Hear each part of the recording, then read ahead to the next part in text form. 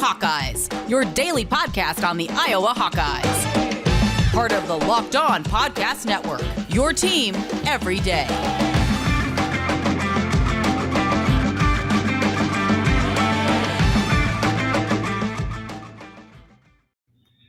What's up, Hawkeye Nation, and welcome back to another episode of the Locked On Hawkeyes podcast, your daily podcast covering your Iowa Hawkeyes on the Locked On Podcast Network. As always, I am your host, Andrew Wade, and if you are watching the YouTube video, you can see I have a very special guest on the show today, Iowa's own rock star. We have Lucy Rohden on the show. Lucy, how are you doing? Oh, I'm so good. This is the first time I've been on like a podcast in a really long time, so I'm excited it's this one. Hey, I appreciate that. Yeah, Ben is no longer at Locked On Big Ten, so I feel like there's not a lot of opportunities at Locked On, and I wanted to make sure we got you on. Everyone loves you, so it's a good, yeah.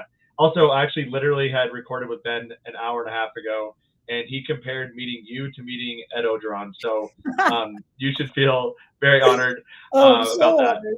Yeah. Wow, high praise. Yeah. So you got to live up to that now. Like, you've been compared to Ed O. You don't have the same voice, but I think that's okay. No, I think it's good. I tried the Ed O impression. It just doesn't work for me. Fair enough.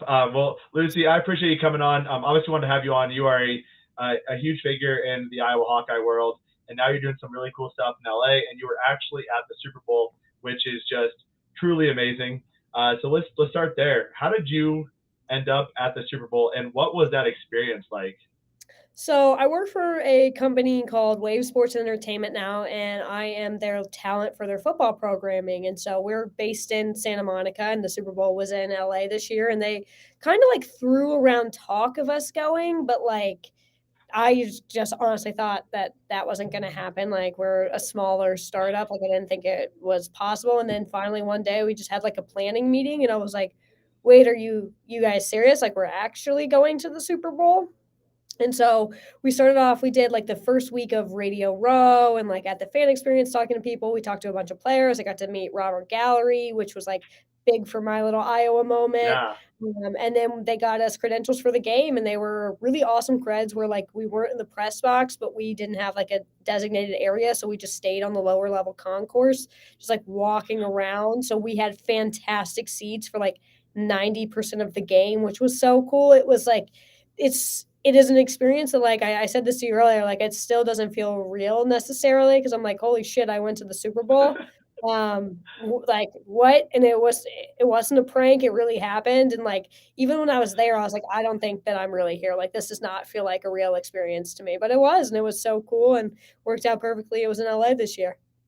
That is truly amazing. I want to ask about Robert Gallery, but first, I think the last time you came on here, you had mentioned after the show that you were, I believe, taking the job with like they wanted you to keep your name and Lucy Sports Jokes and all that stuff. And that was the last time we talked. Like, it was, you were starting this transition, and then a year and a half later, whatever it might be, you're at the Super Bowl. So honestly, just truly amazing, truly incredible. And I think all Iowa Hawkeye Nation is really, really excited for you. That's how was meeting Robert Gallery, and how big is he in person? So I behaved poorly. I did not behave professionally. So we were sitting at a table, and like I wasn't paying attention. I was like getting ready because I had a couple interviews set that day. So I was just getting prepped for that stuff. Unfortunately, no interviews with Hawkeyes. And I was like just like kind of listening to the table next to me. There's a little bit of distance, but not a ton. So you can kind of hear what everyone else is doing. And this guy was like, "Oh, sorry, Robert. Like, we're going to have to push your interview back." And I like didn't think anything of it. And they're like, "Yeah, we got Robert Gallery here." And I just like look up immediately, and it's him. And I was like, "Holy shit, that's Robert." I literally shrieked. I actually was like, "Ah!" Like made a sound. And my coworkers were so embarrassed of me. But I was like, "Oh my God." And so he was just kind of standing there, and I was like, he's right there. I have to go up and talk to him. So I like went up very nervous. I was like, "Hey, Lucy, hey, Lucy, hey, Robert, I'm Lucy." Yeah, you see, I'm still nervous talking about it. I was like, "I went to Iowa. Like, I just had to come up and say hi." And he was so friendly. And like, we talked about Iowa for a little. He asked about my job, like where I was from. And he was super nice. He's a large human. He's large. And it's crazy because he's like, obviously not playing football anymore. He's lost like a substantial amount of weight and is still just insane. And I was like, wow, this is a big guy. And like, I'm very small. So like the height difference between us, like just the size was honestly comical, but he was so nice and friendly. And like, I didn't behave appropriately, but I think you could tell I was like fangirling a little, which like, I'm sure not to I'm sure that doesn't happen a lot for offensive linemen, but it was very cool for me. Especially offensive linemen who were drafted nearly 20 years ago, Yeah. who also were not. I mean, no offense to Robert Gallery, but kind of didn't really do a lot in the league. Yeah. Right? Like, not a lot of people are going to come and be like, "Oh my God, you're Robert Gallery." But yeah, I did, and it was like it was so funny because as it was happening, my coworkers were laughing uncontrollably because I'm sitting here just geeking out, like I can't believe I'm talking to Robert Gallery, and Barry Sanders walks by, Troy Aikman walks by. I don't even do a second look because I'm like, I'm sorry, like Robert is here. That's who I have to talk to, and they were very embarrassed for me, but it was awesome. I'd do it again. That's super cool. I was actually talking to Ben about that. I was like, did you have a tough time not? He's like, there's apparently NFL players, famous people all over the place, and fangirling is apparently something that is hard to not do when you're at that event. Oh yeah, I did. I had no shame in it either. I was like, my first Super Bowl. I'm 23. Who cares? Yeah, that is so cool. So funny story. I didn't meet Demaryius Thomas, the late Demaryius Thomas, but when I was at Topgolf, it was back probably would have been I was 24, and Demaryius Thomas was probably 25 at the time or whatever, and he was at Topgolf, and I was sitting there eating dinner, and my wife's like, "That looks like a Broncos football player," and I looked over and I was like, "Holy crap!" She looked at me, I was like, I gotta meet him. Like that's how I fangirl. So I was getting up, I was like freaking out, ready to go to talk to him, and I was like trying to psych myself up because he's with a big group of girls. I was like, how do I go talk to Demaryius Thomas? Like, I don't care how inappropriate this is. I just want to say hi. And finally, I was like, go do it, Andrew. So I walked up, and then this bouncer said to him, get the hell away and turn around. I was like, okay, I'm gonna walk away now. And that was my only time I almost met him. Well, you tried. At least you put yourself out there. I tried, yeah.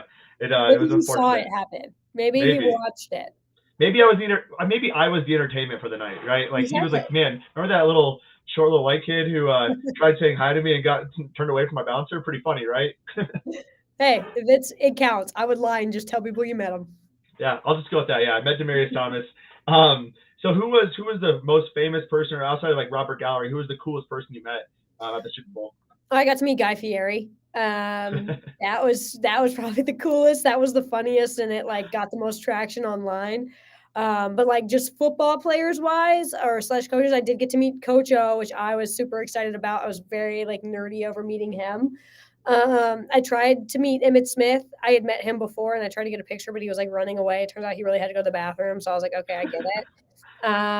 Yeah, I feel like Coach O was the person I was most excited to meet at Radio Row, Guy Fieri, and actually at the Super Bowl. But like, I mean, it was such a start. The actual game was so star-studded. Like, it was honestly difficult to watch the game because you're like, you want to watch the game, but you're like aware that LeBron James is like 10 feet from you. And it's like really tough because you want to look and see what he's doing. And it was that like, I mean, every single suite was just another celebrity, and it was just wild. It was very cool. That's awesome. So what would be one thing for people who haven't been to a Super Bowl or haven't been to like Super Bowl Media Row that you think would be important to share? Something like cool that you realized that you didn't know before? This one is not going to be, it's more of a downer. But it is, if you actually want to watch the Super Bowl, going is a terrible idea. It is so difficult to actually watch the game because there's so much going on, and it's actually such a corporate event where like there were definitely Bengals fans there and some Rams fans, but it was a lot of suits, like just a lot of like very rich people, like basically like in a networking event. And with all the celebrities and like just star-studded events of it all, it was actually really difficult to watch the game. I would say I only watched probably like 50 to 60% of the game. And part of it was I had to move so much, but like, it's really not, if you want to watch the game, stay at home. If you want a cool, awesome experience and like get to see a bunch of famous people, then go to the Super Bowl if you have the money to do it. Yeah, fair enough. Did you see Shaun White by chance? I did see Shaun White. Oh, he man. was, I think he was either in the same booth or the booth next to LeBron. That's amazing. Shaun White is like I love Shaun White. So he was there with his girlfriend and like we saw them. I didn't yell at anybody because I was like, I feel like I'm not going to, Guy Fieri was the only person I approached. I was like, I don't want to yell at anybody. They're just trying to watch the game. But yes, Shaun White was there. That's awesome. What was the concert like? The concert was really, really cool. We got perfect seats for it. So we were right there, like ready to on the lower level. I think something that I appreciated, and it's maybe just like the nerd in me, was like watching the setup and takedown. They have to do it so fast. I mean, it was a well-oiled machine. But the concert was really, really cool. Like, the energy was high in the stadium. Something I thought was weird is, like, I've never been to a concert, like, in the daytime before, and so there was, like, Huh. the sun shining in from, the SoFi's open on the sides. It was an awesome experience. It was super cool. Like, I was shocked when I finally went online the next day and saw that people didn't like it because I thought it was a great show. Yeah, I was honestly shocked by this. I was like, what do people have a problem with this? The music was fantastic. It was a great performance. You saw all the right people, and they played their hit songs. I felt Exactly. I'm not a huge Kendrick Lamar fan, so like outside of Kendrick Lamar, it was great, but like Kendrick Lamar performed well. I thought. I don't Yeah, know. he was It was so awesome. bizarre. There was no reason to complain. I thought it was a great show, and it was Yeah, fun. yeah, that's awesome. So turning our attention to less Super Bowl stuff. I mean, super. That's just amazing. You were able to go. Iowa Hawkeyes. Obviously, you still follow the Iowa Hawkeyes. In terms of the basketball team, what are your thoughts on this season so far, and where do you think Iowa can go? So it has been tough to keep up with, like, Iowa football. I've kept up with so much. Iowa basketball is tough because the West Coast time is just so Oh different. Like, yeah. there's like a 6 o'clock game that's 4 o'clock. I'm still working. I did get to watch the Michigan State game. Unfortunately, however, Michigan State was the first game I'd seen Iowa win all season. Up until then, every game that Wow. I watched, Iowa lost. So I was like, okay, I'm gonna watch this, and if it goes bad, I'm just gonna turn it off. And then if Iowa wins, I'll take credit for it. But like, Iowa was so dominant out of the gate. So from what I've seen right now, like, obviously Keegan Murray is a star. Chris Murray slept on, but like, what stood out to me for Michigan State was like, when I think of Iowa basketball, I think of the same story every single year. And like, my brother was like, "Have you watched the team?" I was like, "No, not really." This was a couple weeks ago because I know what I'm singing. I was shocked with how much I've seen Iowa's defense improved. Like, Yeah. that was what took me back. I was like, "Holy shit!" And so I've always talked myself into Iowa as a first round exit just because that's what I know. That's just frankly like we've It's life. experienced it. This was the first time I watched Iowa and thought, "Oh my god, this team could really shake things up, could be very difficult to play if Iowa gets the right matchup, like, I think there's the possibility of Sweet 16. I'm not going to, like, believe that because I know better, but Iowa's defensive improvements have really kinda sold me on this team so far this year. Yeah, I am 100% in the same boat. I am trying to not get too excited. These last two games have me like on another level of excitement. I was actually when I was talking to Ben last year, he had to come on the show after Iowa lost to Oregon because I was literally so distraught after that game. You would have thought something bad happened in my family. How like upset I was. I was like, Ben, I need It you, was rough. buddy. Like, can you please come on the show to help talk through this with me? So I'm like trying not to get excited in case something happens again and they lose and I'm all of a sudden upset. But fun enough, my wife, so she is due March 17th. So if this all works out perfectly, I will be on paternity leave for all of March Madness, and I'm really hoping like I have a man cave set up.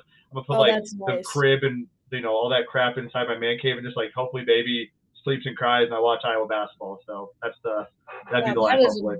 no, that's a dream come true. I'm a little No. nervous for March Madness out here because I'm gonna have to get up at like I try to get up early anyways, but I'm gonna be up at like 9 getting ready to watch these games. Like, it's gonna be kind of intense. Oh man, getting up at 9. That's tough, Lucy. Okay, I'm gonna have to get up at 8 and then be prepped to watch these games that start at 9, and I'm also a child. I sleep in late. I'm 23. That's fair. I was thinking about that. So I wake up at like 4:30 each day. But Oh my like, god, yeah, don't do that. No. yeah, but like, when I came out of college, it's probably like I was probably like 7:30, 8 a.m. I was like, oh my god, this sucks. This is so Yeah, early. It that's just how I feel. keeps getting worse. But also, it's just different vibe on the West Coast too. I feel like people sleep in late Oh and yeah. they stay up late. So, Iowa football. Obviously, you keep very much in touch with Iowa football. What are your thoughts on the team this year, and what are your expectations for next year? Oh god, thoughts on the team this year? That's a loaded question. It's the most disappointing 10-win season ever, I feel like, and it's such like I feel like so ungrateful when I complain about this team because Iowa literally had 10 wins, but It could like be Nebraska, right? Like it could be yeah, bad. exactly, but also at the same time, it was like, man, did this team have way more potential than, it lived up to. Obviously, I think we all have the same concerns about the offense and specifically the quarterback position. I had been on the Spencer Petras train for a long time, but that bowl game finally, I was like, I can't do it anymore. Like, it's just, I think he's like the nicest guy. He's so cool, but like, I was like, it's just not working. So I guess my biggest concern next year is like, I think, I never have any worries about a Phil Parker led defense, but oh my goodness, is Iowa going to need to make some changes offensively, because like it was just painful to watch the Iowa offense this season. And I'm like, I don't know, I will take more of it, but like it's bad for my health to keep watching that offense. It's terrible. Yeah, I'm a huge Broncos fan as well as a Hawkeye fan. And it got to the point where I couldn't watch both teams in the same weekend and be emotionally invested in both. So, like, I actually stopped watching Broncos games to a degree this year.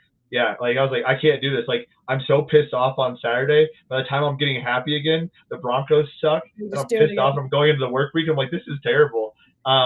It was rough. So you don't think Spencer Petras is the guy? Who would you like to see under center? I don't know why it's center. Yeah. I don't necessarily think, like, I don't know if I don't think Spencer Petras is the guy. I just think like there needs to be so much work done. I also don't think Padilla is the guy either. I've been pretty vocal about that. I think that he can't throw a spiral, and I think that is a problem.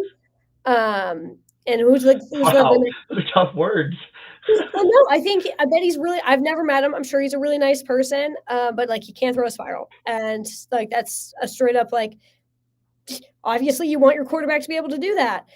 So what, the third guy on the chart is Labus? Is that? Yeah, Joey Levis. Yeah. Yeah. So much talk about him. I have found, at least for me, that like I don't want to put any interest or investment into this preseason talk of like, oh, this guy looks so great in camp, because like I was told like Spencer Petras is going to be the next great thing. Like I'm not going to buy into it. I'd like dream case scenario for me is like we see major improvements with the offensive line, and then Spencer Petras is like, okay, actually, like, he was just so worried about getting hit all the time that like he's finally composed and shows major improvements. But I would rather it be Labus than Padilla, just because like I think that he brought a spark to the offense sometimes, but I think he wasn't like, I just wasn't sold on him. I don't think like that Northwestern game, we were all so psyched, like, oh my God, Padilla's coming in. Our offense came to life. Our offense didn't actually come to life. We were struggling against Northwestern. We were just excited to see something different, that we didn't realize that different doesn't necessarily mean better. Yeah. I have never been so excited to see a quarterback scramble and throw an incomplete ball than like the Northwestern game. Like watching him just get out of the pocket, like, yes, he's running. And then he would throw an incomplete pass. And I was like, I'm okay with it. He at least got out of the pocket. Like, I think though that speaks volumes to like what we've been seeing with Spencer Petras over the last 2 years. And again, not a knock on Spencer necessarily, but the guy's a tree, right? I mean, the guy moves like he's in quicksand. It's so slow. It's so bad. It's bad when he runs into Tyler Linderbaum and Tyler Linderbaum turns around and chucks him in front of him. Like this guy just can't run with a bucket of spit. I get concerned about Joey because you talked about Spencer. Everyone talked about how Spencer was the best thing since sliced bread. I remember when CJ Beathard was, getting ready to end his career, and everyone was like, Nate Stanley is going to be this amazing guy. Nate Stanley played pretty well, but not the expectations I think I thought going into that. And then Spencer was like, I want to get rid of Nate. Let's see Spencer. And then Spencer plays. I'm like, this is not what I thought we were getting. So I do get worried about the preseason hype and everyone talking about the next Patrick Mahomes and all that crap, especially in an Iowa offense. Like that's never going to fly anyways. It's not. And it's one of those things where it's like, I feel so bad for these guys. And I feel terrible for Spencer, like in particular, because like, you're not just disappointing the fans with like, losing games or stuff like that. You're disappointing them because like there has been this like talk about you forever, and then you can't live up to these unrealistic expectations. Like it's just not easy to it's not easy to succeed in a Brian Ferentz offense. You're a college kid like playing D1 football for the first time, like you're going to struggle. And I think unfortunately Iowa fans are so invested that we are so excited to see these guys. We put them on such like tall pedestals before the games, like before the season starts, and there's no way they can live up to the expectation. So it's just like unrealistic disappointment. Yeah. Mentally, like I don't think I had the mental fortitude to be able to handle that kind of criticism. Like Riley Moss is a fantastic example of like a guy who has dealt. People love Riley Moss now. Riley Moss to go, whatever. People hated him. Oh yeah. For the better part of his career as a true freshman, people were ripping on him. Like this guy was the 5th string corner and was a gray shirt guy. We weren't expecting a lot from his first year. The second year, he gets burned, people get mad. Even this past year, he People got were burned against pissing. Kent State, and people were so mad. I'm like, this guy is playing outstanding football. He got caught sleeping twice. Oh my God! Like Kent State never threw the ball until that game. So I don't know. It's tough being an Iowa football player. I don't think I could handle it. It's one of those things where like I have like caught myself recently, like I'm trying to be less critical of like these players because like at this point now I'm older than them and I'm like, oh my God, like my little brothers are freshmen at Iowa. And I'm like, they're my brother's age. Like I'm sitting here mad at an 18-year-old who's not getting paid to do this. Like, come on. And so I try not to be, I've at least consciously have been like, all right, let's try not to be mean to these players, shit on them, just because like they're literally just college kids playing a game and they're, Iowa fans are so passionate. And it's part of the reason people succeed at Iowa. It's also part of the reason people like deal with intense criticism. Yeah. I mean, I legitimately just don't get on Twitter now during games because Oh, there's things I'm going to say that I'm going to regret that like aren't true. It's what I just think. And I'm like, I need to settle down. This is not appropriate. Like I am a 31-year-old guy getting upset at, like you said, at college kids playing a game that they love and making me happy watching them play. Yeah. Like that's all it should be. It's a game. But it's tough. That's what makes, like I said, that's what makes Iowa so special. People are incredibly passionate. Exactly. So your brother's at Iowa. Have you been back to visit him at all? I did. I went back for the Penn State game, and that was awesome. So that was my first time back. I guess that was my first time back for a football game since I graduated, and it obviously was the perfect game to come back for. And I got to work it, so interview fans, and that was very cool. It was big for me personally because I've always been the loser older sister. I've always been very lame, not cool at all. And then Jack got to see like all these Iowa fans like, "Oh my God, that's Lucy," and stuff like that. And he got to like get into like he got to get into a bar and skip the line because like he was with me and I was like, now look at me. It was very big. His friends think I'm very cool too. They're like, "Oh, she's awesome." I went to the Big Ten championship game, which we don't need to talk about the game, but my brother like brought his friends with, and I was like, "Okay, do you guys want to come to a tailgate with me?" And they were like, "Yeah." And it was a Ricky Stanzi tailgate, like it was Hawks to Go, and he was there. And genuinely, my brother thought I was the coolest person in the whole world. And his friends were like, "Your sister is the best person alive." And for my ego, it was huge. It's been great. I love visiting Jack because I feel like a little star back in Iowa City, and he's like, he just thinks I'm the coolest person in the world. What did he think about you before? I'm like, he did not think I was cool. He did not think I was cool.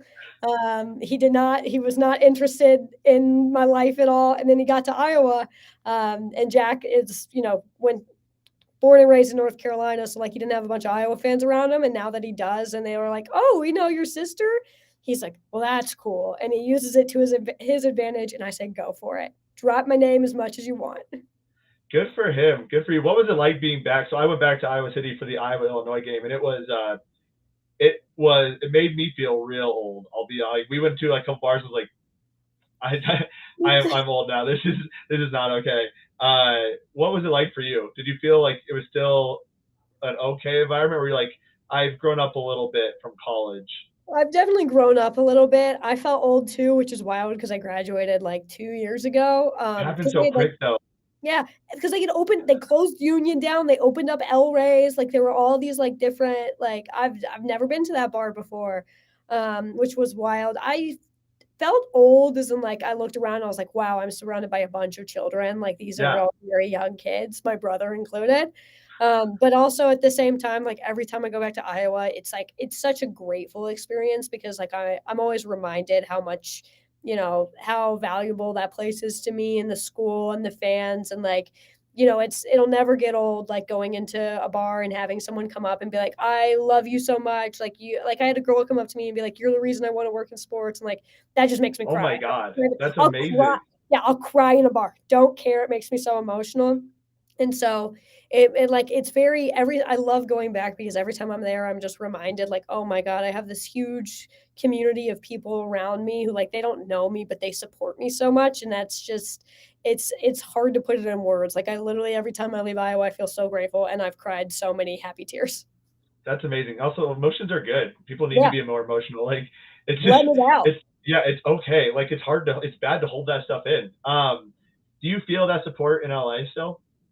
I do. It's funny, like, we'll look at the analytics for our videos out here and, like, we'll look at location, and it's always a huge chunk is from the Midwest. A huge chunk is from Iowa.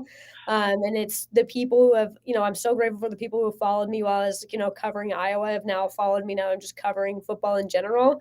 There are definitely a lot of Hawkeyes out in LA, and like I'm grateful for like Isaiah Scales and people out here who have, made LA feel a little more like home to me. But like Iowa fans have made me feel so grateful because they've really followed me wherever I've gone. And I will be grateful forever. I will always be an Iowa fan. And it's nice because the more Iowa fans follow me, the more my bosses are okay with me doing Iowa videos.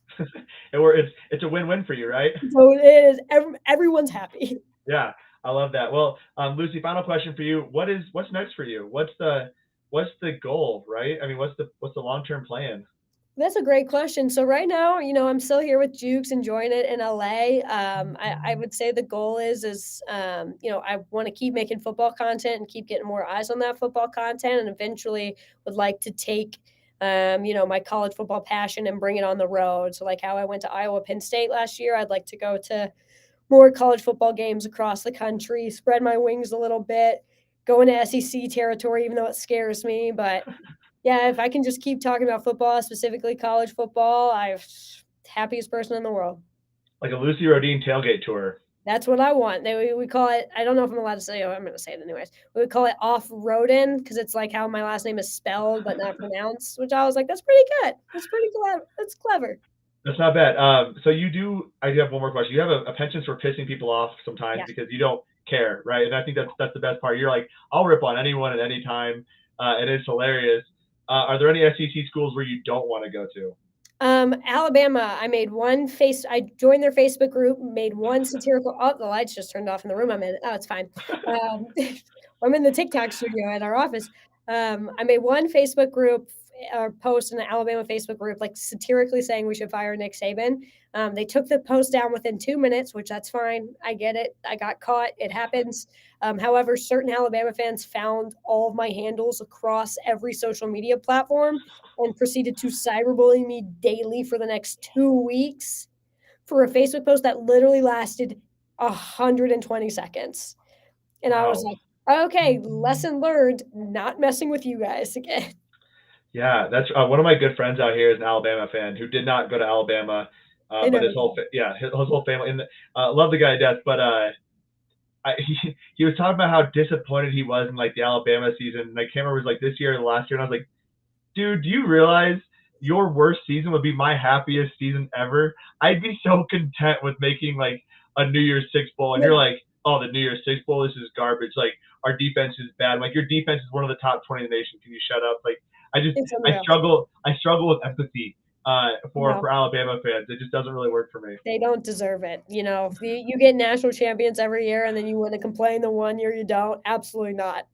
Yeah. Watch Or Bryce Young. Parents call your plays and see how that goes for you. Yeah. Or Bryce Young, like I came from so much and it was so tough to be here and such a chip on my shoulder. Like, you're a 5-star #1 prospect in the country. Screw off, man. No, absolutely not. You got your first offer in 8th grade. No one has ever doubted you. Yeah, Riley Moss didn't get a single real offer, and look at him. Like, he has the right to say he's been doubted. Oh, Alabama. They're something. Yeah. Well, Lucy, I appreciate you coming on, as always. It's always a pleasure talking to you. Any last words for Iowa Hawkeye fans out there? Well, thank you guys so much for always following along. I appreciate your support. If you kind of want to see what I'm up to now, I work for a YouTube channel called Jukes. You can go to youtube.com/JukesFootball to subscribe. And I'm across all my social media platforms, still trying to post as much as I can, still talking about the Hawks, and I'm excited to see what Iowa basketball does in March. Absolutely. Lucy, it's always a pleasure. Have a fantastic rest of your day. Hawkeye Nation, we appreciate you tuning in. Have a fantastic rest of your day.